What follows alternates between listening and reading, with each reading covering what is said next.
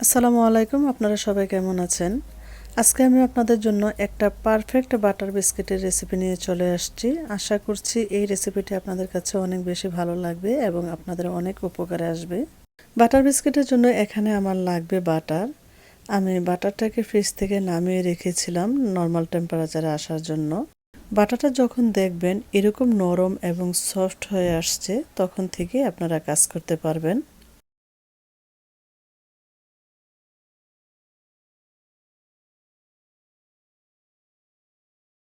দেখুন বাটারটা আমার কতটুকু সফট এবং নরম হয়েছে, দেখে হয়তো আপনারা বুঝতে পেরেছেন এরকম নরম এবং সফট করে নিতে হবে। এখন বাটারটাকে হাত দিয়ে আমি এইভাবে ঘষে ঘষে একটু ফ্লাফি করে নিব। আপনারা চাইলে এটা বিটার মেশিনের মাধ্যমেও ফ্লাফি করে নিতে পারেন, তবে আমি সবার সুবিধার্থে দেখিয়ে দেওয়ার জন্য হাত দিয়ে ফ্লাফি করে নিচ্ছি।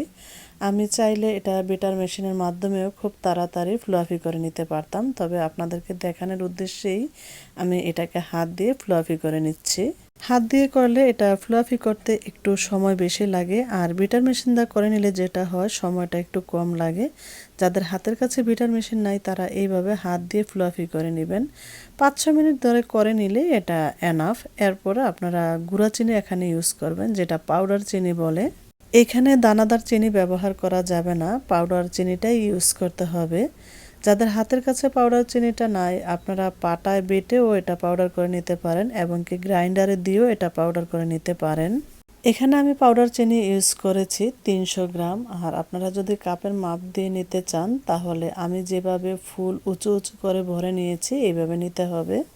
আবারও চিনিটাকে বাটারের সাথে খুব ভালোভাবে মিক্স করে নিতে হবে, যেন এর মধ্যে কোনো ধরনের গুটি গুটি না থাকে। পাউডার চিনিটাকে দিয়ে আমি আরও 5 মিনিটের মতো এইভাবে হাত দিয়ে ঘষে ঘষে ফ্লাফি করে নিয়েছি। তারপর এখানে আমি ইউজ করব ময়দা, অল পারপাস ফ্লাওয়ার 350 গ্রাম। এবার এখানে আমি ইউজ করব গুঁড়া দুধ 30 গ্রাম। বেকিং পাউডার এখানে ইউজ করব 4 গ্রাম। এখানে আমি কর্নস্টার্চ ইউজ করেছি 15 গ্রাম। আপনারা কর্নফ্লাওয়ার বা কর্নস্টার্চ যেটাই হাতের কাছে পাবেন এখানে 15 গ্রাম দিয়ে দিবেন। এবার এই সবগুলো উপকরণ আমি একসঙ্গে ভালোভাবে মিশিয়ে নিব। এখানে কোনো ধরনের পানি বা দুধ ইউজ করা যাবে না, জাস্ট বাটারের সাথে আমাদের ময়দাটা ভালোভাবে মিশিয়ে নিতে হবে। আর এই বাটারের মধ্যে আমাদের ময়দাটা গলে নিলে একটা পারফেক্ট ডোয়ে পরিণত হয়ে যাবে।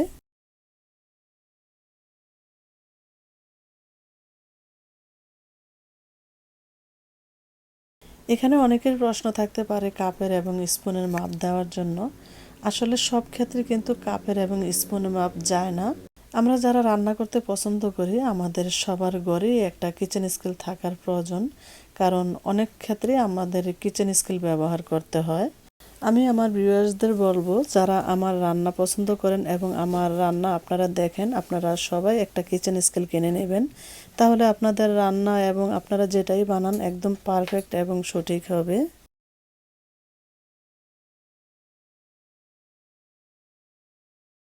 দেখুন ময়দাটা কিন্তু বাটারের সাথে একদম পারফেক্টলি ভাবে গোলা হয়ে গেছে, আর পারফেক্ট একটা ডো তৈরি হয়েছে।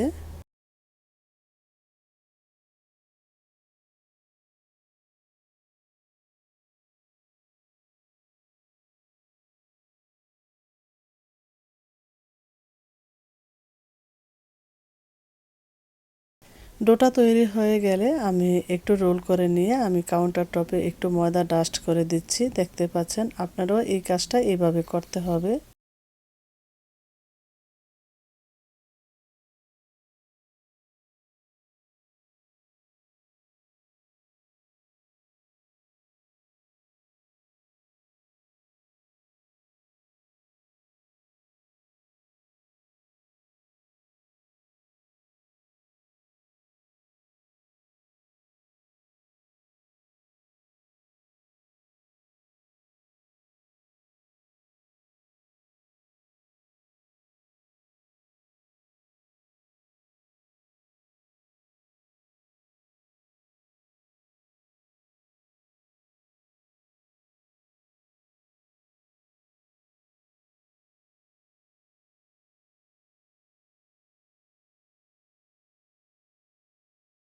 এখন আমি এই ডোটাকে 10 মিনিটের জন্য ঢেকে রাখবো। আজকে আমি দুইভাবে আপনাদেরকে বেক করে দেখাবো। একটা বেক করে দেখাবো আমি ওভেনে, আর একটা হচ্ছে চুলার মধ্যে। আমি এই ট্রেটার মধ্যে কিছু পরিমাণ তেল নিয়ে আমি তেলটাকে ব্রাশ করে চারিদিকে লাগিয়ে নিচ্ছি। আর চুলার মধ্যে যেটা বেক করব সেটার মধ্যে আমি একটু তেল লাগিয়ে নিচ্ছি।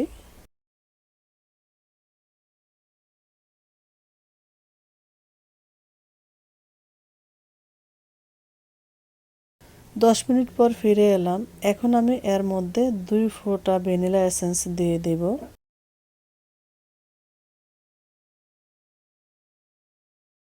ভ্যানিলা এসেন্সটা পরিমাণে একটু বেশি পড়ে গেছে, তাই আমি উঠিয়ে নিচ্ছি। ভ্যানিলা এসেন্স এখানে বেশি ইউজ করা যাবে না, জাস্ট 2 ফোঁটার মতো ইউজ করলেই হবে। এখন আমি এই ভ্যানিলা এসেন্সটাকে ডোয়ের সাথে খুব ভালোভাবে মিক্স করে নেব।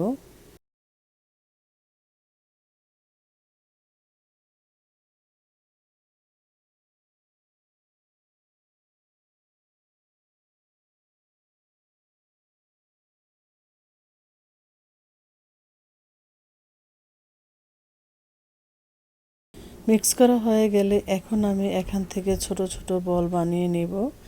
আর প্রতিটা বলের ওজন হবে 45 গ্রাম।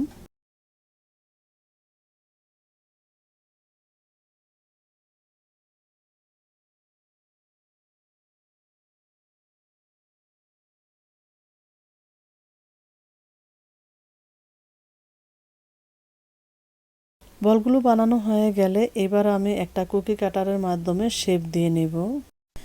আপনাদের হাতের কাছে যদি কুকি কাটার না থাকে তাহলে আপনারা একটা রুটির মতো বেলে নিয়ে আপনারা নাইফের মাধ্যমে স্কোয়ার সাইজ করে কেটে নিতে পারেন। আপনাদের পছন্দ মতো যে কোনো শেপ দিয়ে আপনারা কেটে নিতে পারবেন।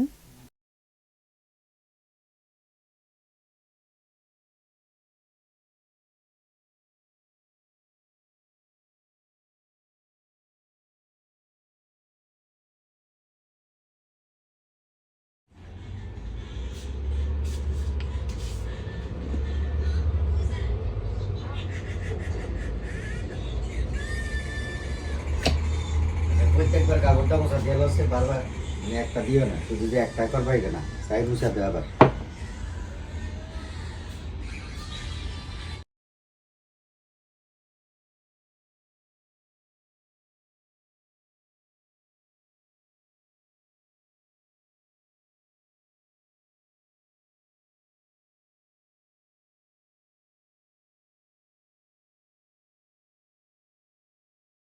এখন প্রিহিটেড ওভেনে আমি 356 ডিগ্রি ফারেনহাইটে এটাকে গ্যাস ওভেনে বেক করব।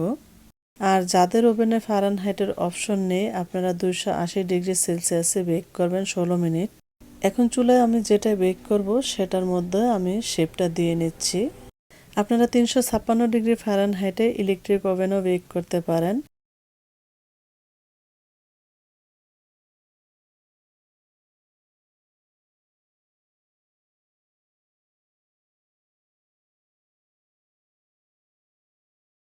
এখন এটা আমি চুলায় বেক করার জন্য চলে যাচ্ছি।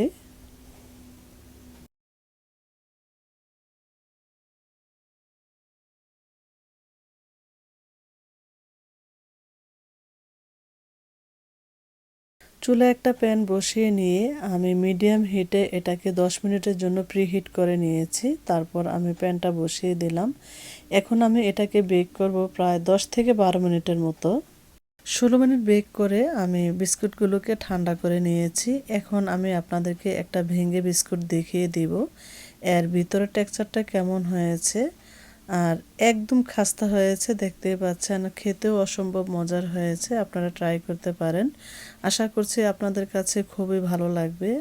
এবার দেখিয়ে দিচ্ছি যেটাকে আমি চুলায় বেক করে নিয়েছি।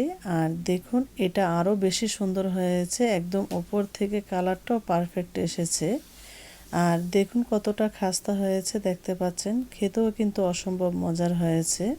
তাহলে আজকের মতো এখানেই বিদায় নিচ্ছি। সবাই ভালো থাকবেন, আবারও দেখা হবে কোনো এক নতুন রেসিপির সাথে। আল্লাহ হাফেজ।